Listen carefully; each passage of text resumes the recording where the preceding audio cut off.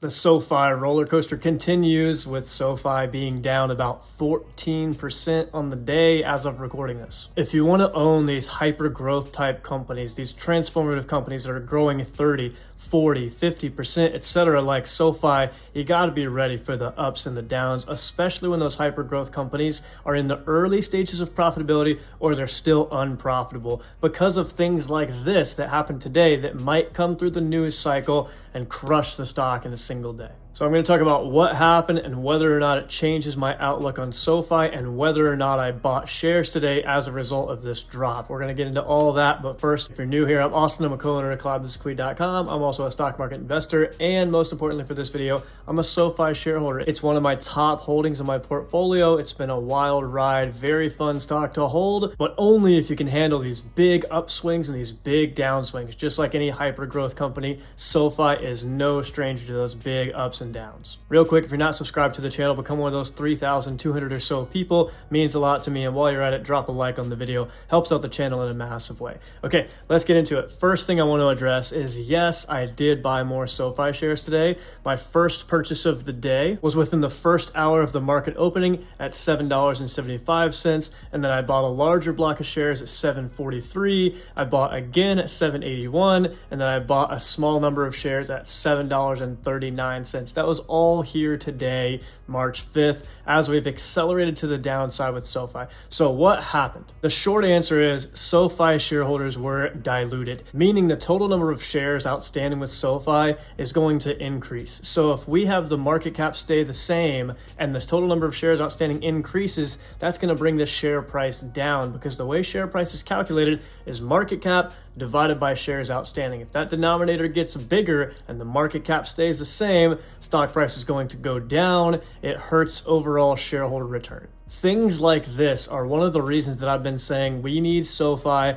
to focus on profits ASAP to help shareholder return so that we don't have to dilute shareholders like this. Yes, SoFi just recorded their first ever quarter of GAAP profit, but one quarter of GAAP profit is not enough to say, okay, the business model is completely de-risked and they're never going to have to dilute shareholders ever again. Obviously, that's not true. Here today, we got a $750 million convertible notes due in 2029. That is roughly 10% dilution at the current valuation of SoFi. In this, they talked about using the proceeds to pay off higher interest debt, which is great. And they're going to use some cash to pay the fees from this offering, which makes a lot of sense. And they're going to use some of that cash to cover the difference between the capped share price for the capped call transaction and where the share price might be whenever these notes are converted into common shares. So they're raising some cash by diluting shareholders. This is a common practice, especially for stocks that are unprofitable. I know SoFi is not technically unprofitable anymore, but they just barely turned that profitability corner, and they've still got to prove that they can stay profitable quarter in and quarter out. Some of this money that they use, yes, pay down some of that high interest debt, but we got to invest back into the business. Keep on investing into the business so we can grow those EPS numbers bigger and bigger and bigger. This is the first thing I've seen the management team do that I haven't loved,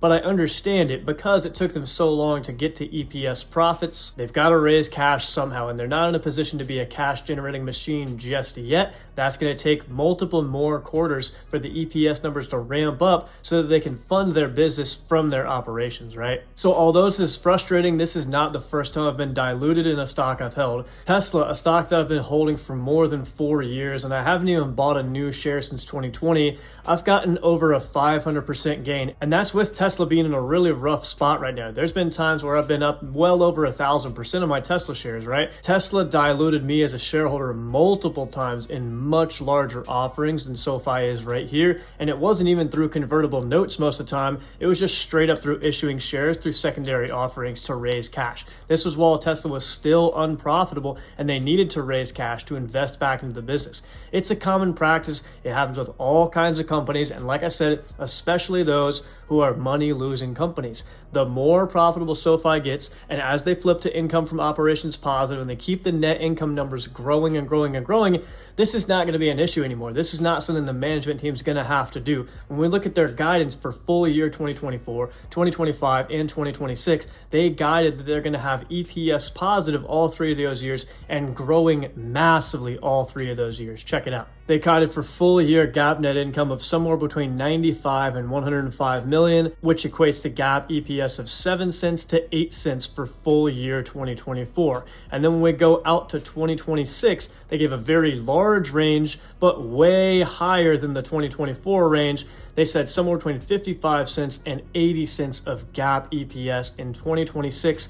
And then they said, moreover, we see 20 to 25% EPS growth beyond 2026, assuming they come in and just meet those numbers. They don't even have to beat those numbers. And remember, this management team has a strong history of beating guidance numbers every single quarter, beating analyst expectations every single quarter. But even if they just meet those expectations, the forward PE numbers for 2024, 2025, and 2026 are very, very compelling. The price to book ratio is very, very compelling. And both of those metrics are even more attractive now that we've had this 13 to 14% drop. It depends on where we end up. But after this drop today, even more compelling of a story as it relates to the valuation, right? As they go through this profitability growth cycle, as they keep on being a revenue growth beast, they're going to be even bigger of a profitability growth beast, over 2x of the growth and profitability as they're going to have on the revenue side. So bottom line is going to be growing over 2x as much as the top line is. As this happens, these type of things like dilution, secondary offering, convertible notes are going to become less and less of a thing, all the way until it's a non-issue for SoFi, and the management team is not even going to have to explore these ideas because they're going to be a cash generating machine.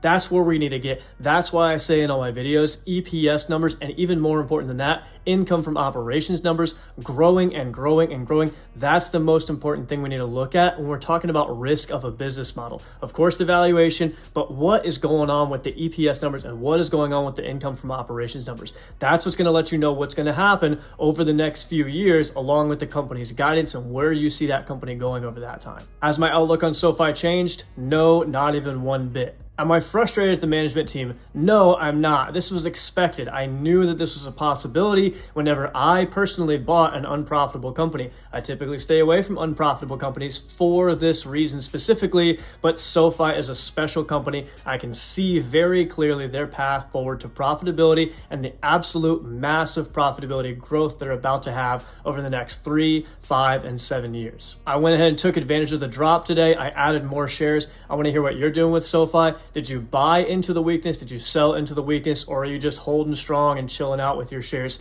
Let me know down below how you feel about this convertible notes announcement. Thank you so much for being here. Have an amazing day.